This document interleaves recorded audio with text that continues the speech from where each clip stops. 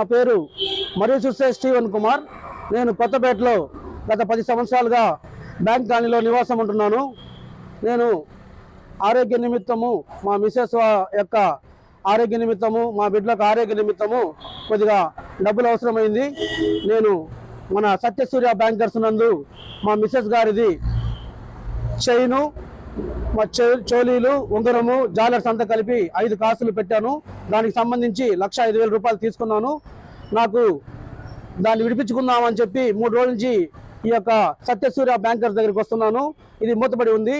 తీరా పక్కన షాపులో ఎంక్వైరీ చేస్తే వాళ్ళు చెప్తున్నారు, ఎక్కడికి వెళ్ళిపోయాడు తెలియదండి, మేము మీకు న్యాయం చేస్తామంటున్నారు. అయినా కొత్తపేట మొత్తము భయందారులతో ఉండిపోయింది. నేను ఈ భయందారులను తట్టుకోలేక మన కొత్తపేట సబ్ ఇన్స్పెక్టర్ గారు ఎస్ఐ గారిని పోయి కలిశాను.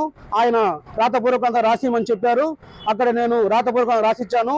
అక్కడి నుంచి వచ్చి మళ్ళీ వాళ్ళ మేనమామ గారైనట్టు సత్యప్రియ షాపులో కూడా కంప్లైంట్ చేశాను. వాళ్ళు ఒక బుక్లో రాసిమని చెప్పారు.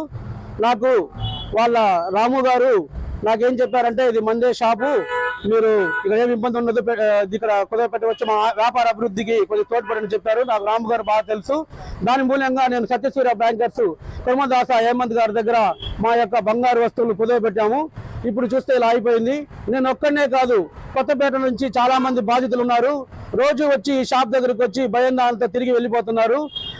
కానీ ఈ సమాజంలో ప్రతి ఒక్కరికి భయము, బాధ్యత ఏమి లేకుండా పోయింది. మోసాలు మనం ఆన్లైన్లోనే చూస్తున్నాము. కానీ ఇప్పుడు డైరెక్ట్గా ఈ షాపుల వాళ్ళు అందరూ కూడా మోసం చేస్తున్నారు. కావున నాయకులు, ఎస్ఐ గారు, ఈ యొక్క రాజకీయ ప్రజాప్రతినిధులందరూ కలిసి మా యొక్క బాధితులకి న్యాయం చేయవలసిందిగా హృదయపూర్వకంగా మీ అందరినీ, మీడియా వారిని కూడా కోరుకుంటున్నాను. మరిన్ని వీడియోస్ కోసం ఛానల్ ని సబ్స్క్రైబ్ చేయండి. లేటెస్ట్ అప్డేట్స్ కోసం వాట్సాప్ ఛానల్ ని ఫాలో అవ్వండి. ఆ లింక్ డిస్క్రిప్షన్ లో ఉంది.